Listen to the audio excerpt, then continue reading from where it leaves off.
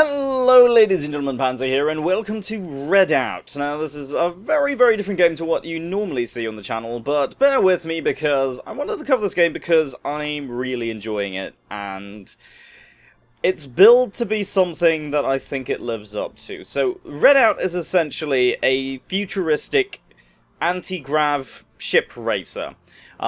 If those words sound familiar to you, that's because there's another game by a very similar name, which I am a huge fan of, and that is Wipeout. If you've seen Wipeout, or even the last iteration of it, which was the Wipeout HD version, that was on on the PS3, in fact it's the main reason I have a PS3 even now, is because of Wipeout HD. In fact, now it's called Wipeout Fury. So it had an expansion before it finally died, but that game is still well and truly alive on my PlayStation, and I was always looking for a successor to it, and this is pretty damn close. It's a different game, but it's pretty damn close. Alright, so we have a bunch of different options here. We've got online mode, which I am terrified of trying. We have quick race, which of course is what it says on the tin, and we have a career mode, which is actually very well put together. Now this game, I believe, is on early access on Steam. I think so. I can't be sure if it is early access or not. I can't remember, but it's good. Believe me. Alright, so this is your career screen. So you have your profile here, you have currency, you have your level. Every time you level up, you unlock new types of races, new types of power-ups, new types of ships, and so on. So I have access to Class 2 ships, and this is a Class 1 here. So, if I just go to my garage here, you can actually have a look. Now, the way Wipeout used to work was that you had different teams who were represented, like, representing different corporations. So, the first one up here, the ESA, is very similar to Pfizer, in a way. Like, it's got very balanced stats and so on, and it's sort of arrow-headed shape. And then you've got, like, a bunch of others, like Königsworth and Solhar, and all these are all different companies that you can actually pick. I went with Lunaris Scuderia because it means Moon Team, or Team Moon, and I think that's funny. But the ship itself looks gorgeous. I mean, look at that. That's a Lamborghini wet dream right there, essentially. And I have unlocked Class 2. I've actually bought this, so the GT10 Veloce. That's here, and look at that! That is absolutely gorgeous. It's all knife blades and stuff, and it kind of has that sort of demon head and that sort of grin on the front of it. But yeah, all the ships kind of have their own style. Like, even though you look at the ESA ships, they're very sort of, kind of like an attack helicopter, in a way. Very aerodynamic, more like planes there. Königsworth is sort of like a pod racer, if you will. Solhar is even more like a pod racer. And these are like muscle cars, you can have a look at them. These Conqueror ships are very much like the sort of junker muscle cars. And they all have their unique style to them. The Acera is very sort of Japanese, and Japanese mecha, in particular like Gundam and Macross, you probably will recognize these sort of styles. Very Japanese. But yeah, let's get into a game. Oh yeah, I want to talk about the power-ups for real quick, because this is something that is different to Wipeout. In Wipeout, you would pick up the power-ups on the actual track. Here, you pick them before you go. And these are all upgradable. So, Turbo Boost, you can basically just use there is a boost meter in the game, and it's kind of like Burnout. So, this power-up basically just means that you can use up all of the energy in your boost meter in a single shot, and it gives you a little bit more power. But the downside, of course, is then you have no energy. And different ships have different energy reserves as well. So some of these boosts and power-ups actually might affect different ships in different ways too. So these are the active power-ups that you can use, and there's an EMP blast, there's an energy drainer.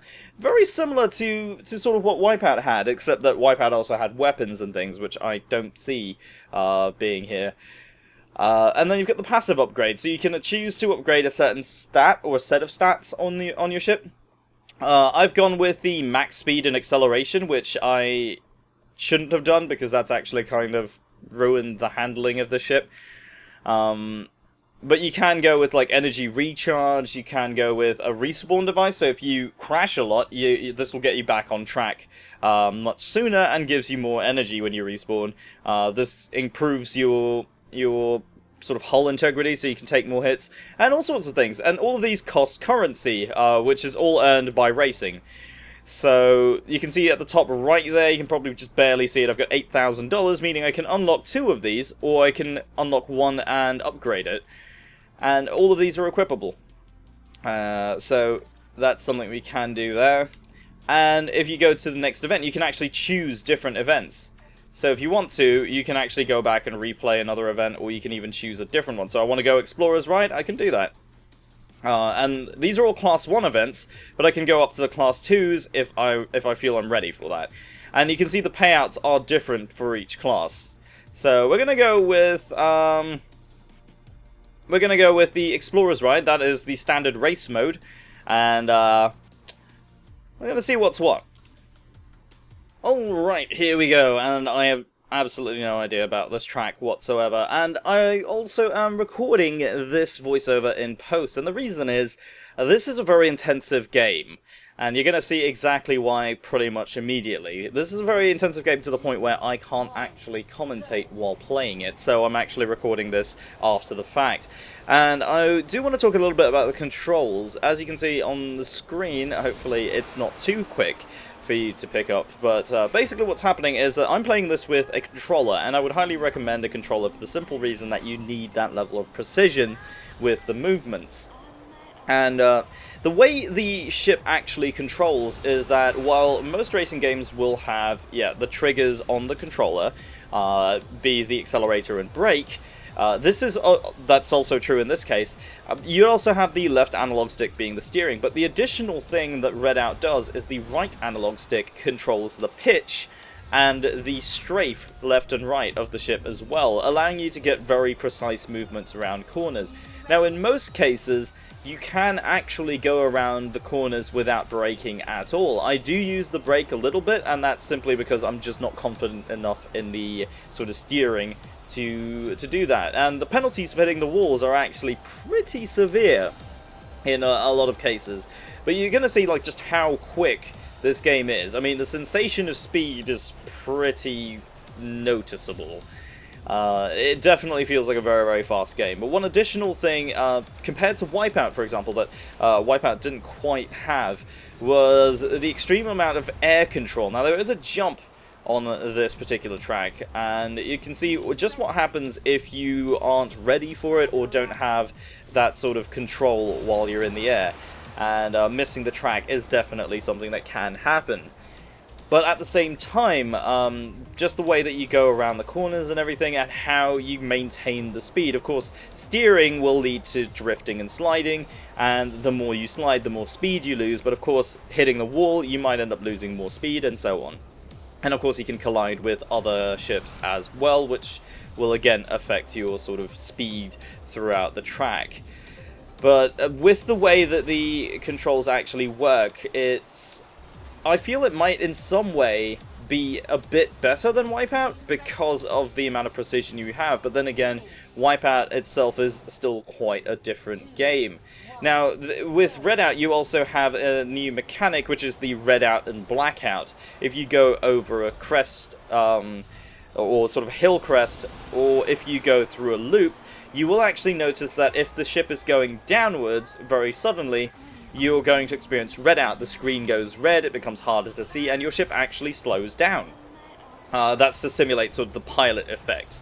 But if you are going through a loop, for example, or a very extreme sharp pitch up, the screen will start to darken, and it's the effects of a blackout, and that's of course the blood draining away from the pilot's head.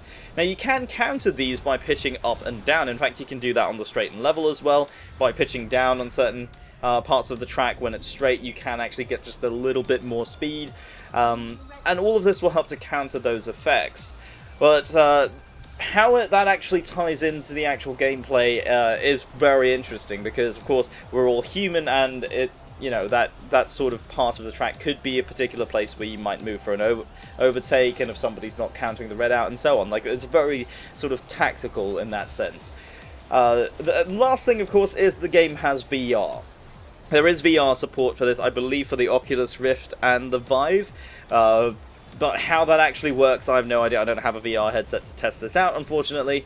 But that is something that is definitely there. There is a first-person mode, and I believe that's probably where you will want to be using VR.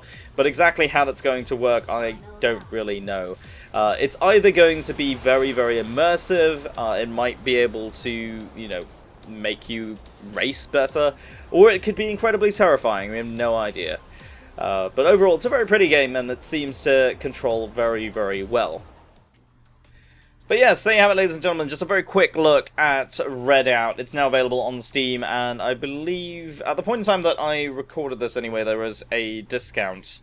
A launch sort of discount. I don't know if that's still going on, so yeah, don't quote me on that. But it is definitely well worth checking out. If you are a big fan of these sort of the futuristic racing games, everything from Extreme G to Wipeout to F-Zero even, if you are fans of that, I would highly recommend checking out Redout. But yeah, there you have it, ladies and gentlemen. That's just been Panzer taking a look at Redout. It's now available on Steam. I don't know if it's early access or not, but thank you very much for watching, and I'll see you next time.